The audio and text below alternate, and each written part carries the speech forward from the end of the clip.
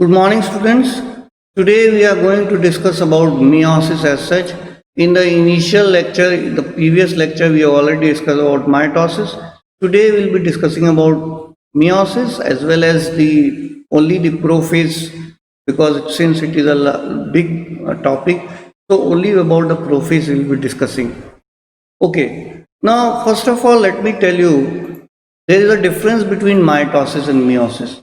While mitosis is simply division of cells, that is to one cell divide into two to form one cell से two cell बन गया, to form number of cells as such. Now mitosis का role होता है जब sales का regeneration हो, एक सेल से दो सेल बन रहा है, सेल्स के नंबर बढ़ाने में उसका रोल होता है, सेल ग्रोथ में रोल होता है. लेकिन मियोसिस माइटोसिस से अलग है. मियोसिस का मतलब होता है रिडक्शन डिवीजन, साथ में हो. मियोसिस भी एक तरह का सेल डिवीजन है, लेकिन इसमें क्रोमोसोम नंबर मेंटेन नहीं रहता, जबकि माइटोसिस में क्रोमोसोम नंबर मेंटेन रहता है. हाँ, माइटोसिस में इंटरफेस में डीएनए जो है वो ऑलरेडी बढ़ गया होता है, मतलब उसका कंटेंट बढ़ जाता है और वो रीस्टोर होता है ड्यूरिंग द एनाफेज. ये होता है माइटोसिस में. लेकिन मियोसिस में जो क्रोमोसोम नंबर है वही हाफ हो जाता है. मियोसिस सेक्सुअल रिप्रोडक्शन में बहुत इंपॉर्टेंट रोल प्ले करते हैं, क्योंकि प्रोफेज में यहाँ पे क्रॉसिंग ओवर होता है, एक्सचेंज ऑफ जेनेटिक मटेरियल होता है. हम लोगों में मदर और फादर के क्रोमोसोम हैं. इन क्रोमोसोम्स के बीच में, इनको हम बोलते हैं homologous pair of chromosome, in chromosomes के बीच में जेनेटिक मटेरियल एक्सचेंज होता है. तो ये जो जेनेटिक मटेरियल एक्सचेंज होता है, इसी की वजह से वेरिएबिलिटी आती है. ये साइट जहाँ पे एक्सचेंज हो रहा है ये डिफरेंट हो सकती है.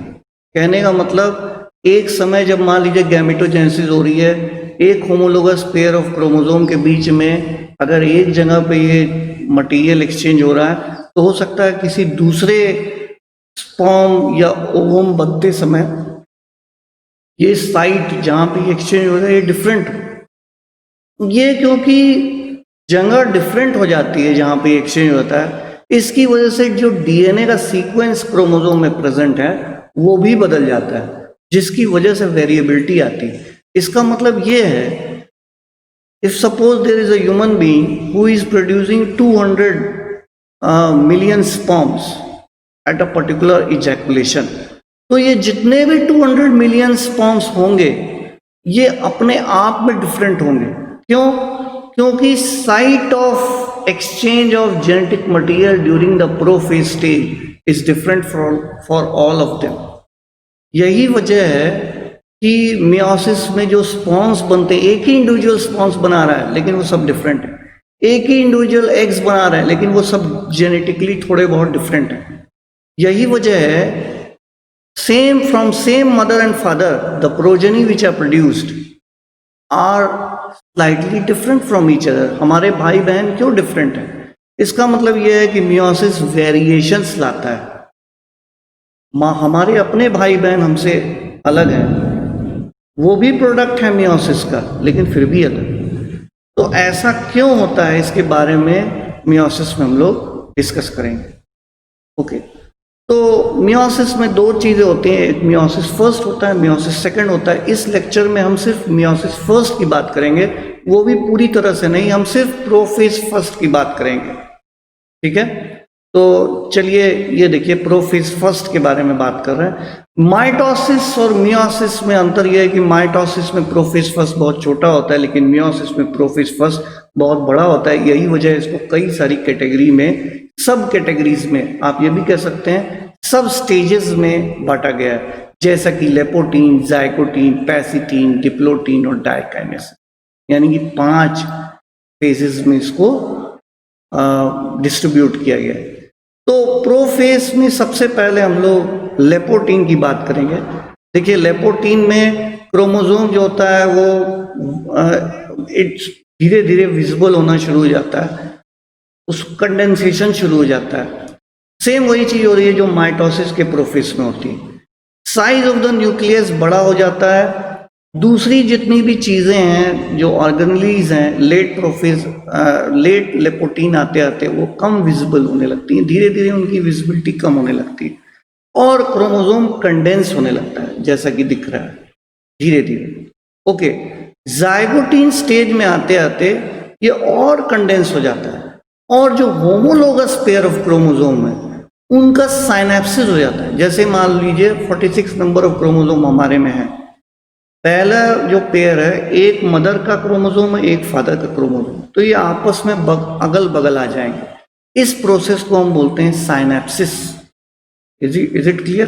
तो ये देखिए आप यहाँ पे ये साइनेप्सिस हो रही है। ये इसमें से एक मदर का क्रोमोसोम एक फादर का है, यहाँ भी एक मान लीजिए मदर का है और दूसरा फादर का है। तो 23 पेयर ऑफ क्रोमोसोम प्रेजेंट रहते हैं, आपको पता है ना। ये साइनेप्टोनीमल कॉम्प्लेक्स है। जब क्रोमोसोम पास आ जाते हैं तो उन दोनों होमोलोगस पेयर ऑफ क्रोमोसोम के बीच में न्यूक्लियोप्रोटीन कॉम्प्लेक्स बनता है। एक तरह का कॉम्प्लेक्स बनता है जिसको हम बोलते हैं nucleoprotein complex, and that is also called as synaptonemal complex. अब क्योंकि इन दोनों क्रोमोसोम के बीच में एक्सचेंज ऑफ जेनेटिक मटेरियल होने वाला है, यानी कि एक दूसरे का जो अंदर का जो डीएनए कंटेंट है वो आपस में एक्सचेंज होगा, ठीक है। इन दोनों क्रोमोसोम को देखिए सिस्टर क्रोमैटिड्स कहा गया है। ये वाला क्रोमोसोम और ये वाला chromosome both are called as sister chromatids, ठीक है। ये देख रहे हैं आप, सॉरी ये वाला क्रोमोसोम और ये वाला क्रोमैटिड्स एक ही क्रोमोसोम के दो पार्ट हैं, that are called as sister chromatids. लेकिन ये वाला क्रोमोसोम और ये वाला क्रोमोसोम जो है ये होमोलोगस पेयर ऑफ क्रोमोसोम है, एक मदर का क्रोमोसोम है एक फादर का क्रोमोसोम, इनके बीच में ही साइनेप्टोनीमल कॉम्प्लेक्स बनता है। अब ये देखिए पैसिटीन वो स्टेज होती है, लेपोटीन के बाद जाइगोटीन आता है जहाँ पे क्रोमोसोम और थिक हो जाता है और होमोलोगस पेयर ऑफ क्रोमोसोम पास आ जाते हैं। पैसिटीन वो स्टेज होती है जहाँ पे एक्चुअल में साइनेप्टोनीमल कॉम्प्लेक्स जो हो रहा है, जो प्रोसेस ऑफ जेनेटिक एक्सचेंज होगा वो विजिबल होने लगता है। सबसे अच्छे से विजिबल होता है पैसिटीन स्टेज में, जाइगोटीन स्टेज से भी ज़्यादा। तो पैसिटीन स्टेज में एक्चुअली आपको ये दिखेगा कि किस पॉइंट पे एक्सचेंज हो रहा है। जिस पॉइंट पे एक्सचेंज होगा उसको वहाँ पे एक प्रोटीन फॉर्म होता है, रिकॉम्बिनेशन नोड्यूल, वहाँ ये फॉर्म होता है जिसको हम बोलते हैं रिकॉम्बिनेशन नोड्यूल। ये देखिए, ठीक है। तो ये उस जगह फॉर्म होता है जहाँ से डीएनए एक्सचेंज होगा और ये विजिबल होता है कहाँ पे, पैसिटीन स्टेज। ओके, ये डिप्लोटीन स्टेज में। अब क्या होगा जब दोनों होमोलोगस क्रोमोसोम पास आ गए थे, पैसिटीन स्टेज में सबसे ज़्यादा विजिबल होगा और रिकॉम्बिनेशन नोड्यूल भी फॉर्म हो गया। तो एक पॉइंट पे जैसे ही डिप्लोटीन स्टेज में एंटर करता है ये, तो होता क्या है, मियोसिस जैसे ही डिप्लोटीन स्टेज में एंटर कर रहा है, यानी कि प्रोफेज का ही पार्ट है ये डिप्लोटीन स्टेज। जैसे ही डिप्लोटीन स्टेज में एंटर कर रहा है बाकी दोनों होमोलोगस पेयर ऑफ क्रोमोसोम दूर दूर जाने लगेंगे, लेकिन एक पॉइंट पे वो दूर बस एक दूसरे के करीब रहेंगे और उस पॉइंट को हम बोलते हैं कियास्मेटा। ये देखिए नाम दिया हुआ है।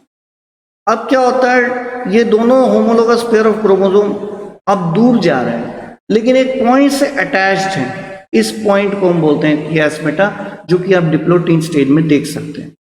Now, dikinesis is marked by terminalization of chiasmata. Chiasmata भी धीरे धीरे अलग होने लगता है, क्रोमोसोम और ज़्यादा कंडेंस होने लगता है। उसकी वजह क्योंकि आप अगर उसको माइटोसिस से तुलना करोगे तो आपको मालूम है प्रोफेज स्टेज में क्या क्या होता है। प्रोफेज स्टेज में, लेट प्रोफेज स्टेज में आते आते धीरे धीरे जो है न्यूक्लियर मेम्ब्रेन जो है वो डिसइंटीग्रेट कर जाता है, जितने भी ऑर्गेनेल्स हैं वो दिखना बंद हो जाते हैं, डिसइंटीग्रेट कर जाते हैं। लेकिन क्रोमोसोम ही एक ऐसा स्ट्रक्चर है जो सबसे ज़्यादा कंडेंस हो जाता है।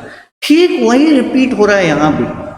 डाइकिनेसिस में आते आते जो है क्रोमोसोम भी कंडेंस होने लगेगा। जितने भी गोल्जी बॉडीज या माइटोकॉन्ड्रिया जो ऑर्गेनेल्स प्रेजेंट होते हैं सेल में वो धीरे धीरे डिसइंटीग्रेट हो जाते हैं, विजिबल नहीं रह जाते, और न्यूक्लियर मेम्ब्रेन भी धीरे धीरे पूरी तरह से इनविजिबल हो जाता है।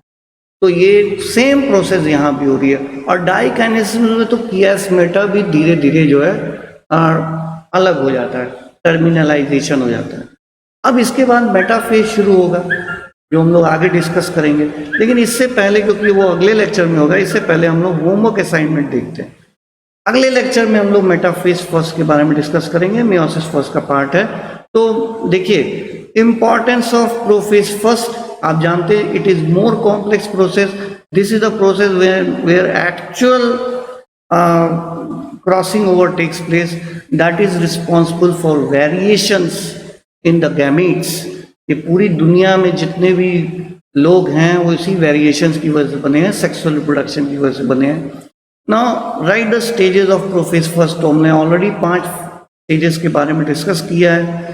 साइनेप्टोनिमल किस में अपीयर होता है, तो सबसे ज्यादा विजिबल होता है पैसिटीन स्टेज में। तो पैसिटीन स्टेज का नाम लिखेंगे आप।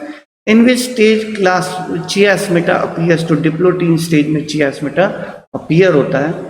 वो एक ऐसी जगह होती है जहाँ पे अटैचमेंट होता है 2 होमोलोगस पेयर ऑफ क्रोमोसोम का, क्योंकि बाकी क्रोमोसोम तो अलग होना शुरू हो चुका होता है डिप्लोटीन स्टेज में। Thank you and have a nice day.